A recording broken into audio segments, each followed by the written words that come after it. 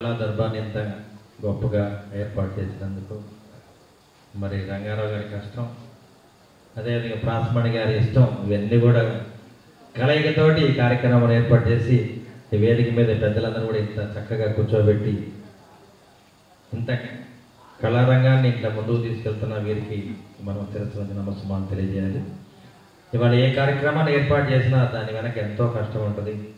మరి ఇంతమంది కళాకారులను ఏర్పాటు చేసి మరి పెద్దల్ని గౌరవించి ఈ కార్యక్రమాన్ని ఏర్పాటు చేయడం అంటే అది ఇష్టంతో కూడుకున్న పని, కష్టం కూడా ఉంటుంది.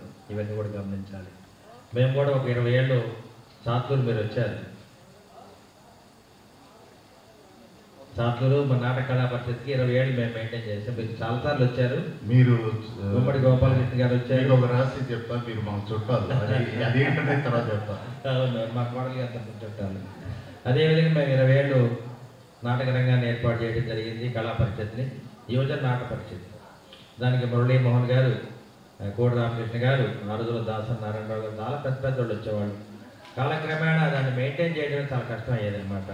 అదేవిధంగా ఎన్టీ రామారావు గారి కుటుంబంతో మా తాతయ్య గారు చాలా దగ్గర సంబంధాలు ఉన్నాయి. ఆ రోజుల్లో సి పుల్లయ్య గారు, సిఎస్ రావు గారు, వీళ్ళందరూ కూడా రామారావు గారితో 60 సినిమాలు తీయడం జరిగింది. అదేవిధంగా తర్వాత చిరంజీవి గారు, పవన్ కళ్యాణ్ గారు, వీటితో కూడా అనుబంధం చాలా ఉండేదన్నమాట. అంటే సినీ ప్రపంచం అనేది ఒక మా కుటుంబంలో మమాయికం అయిపోయింది. ఇవన్నీ కూడా మేము దగ్గర నుండి చేస్తుండేవాళ్ళు. అదేవిధంగా మా పెదనాన్నగారు చారవాడి కుటుంబరావు గారు, ఆయన ఇప్పుడు 1950 మూకీ టాకీ సినిమాల్లో ఆయన నటిస్తూ ఉండేవాళ్ళు అనమాట. సినీ రంగానికి, నాటక రంగానికి మాకు అనుబంధం ఉంది. అదేవిధంగా పల్నాడు జిల్లాలో మీరందరూ అనుకుంటారు, పల్నాడు జిల్లా వాసులందరూ నాటక రంగం కానీ సంగీతం కానీ ఏం తెలియదు అనుకుంటారు. మేము పావర్లు అనుకుంటారు. కానీ శ్రీనాథుడు పుట్టిన నేల పల్నాడు గడ్డ, బొమ్మరి పోతన పుట్టిన గడ్డ పల్నాడు గడ్డ. అదేవిధంగా ఎంతో సినీ నిర్మాతలు, సినీ రచయితలు ఆ గడ్డ మీద పుట్టారు. అటువంటి నర్సరావుపేట గడ్డ మీద ఎంతోమంది కళాకారులు జీవించున్నారు. ఇవాళ మన మధ్య లేకపోయినా వాళ్ళు కళారంగంలో జీవించున్నారు.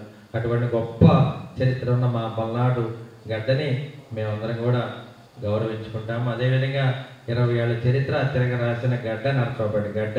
అదే మీ అరవింద్ బాబు, నర్సరావుపేట గుండె చప్పుడు అరవింద్ బాబు. అదే మీ అందరం కూడా ధన్యవాదాలు తెలియజేస్తాం.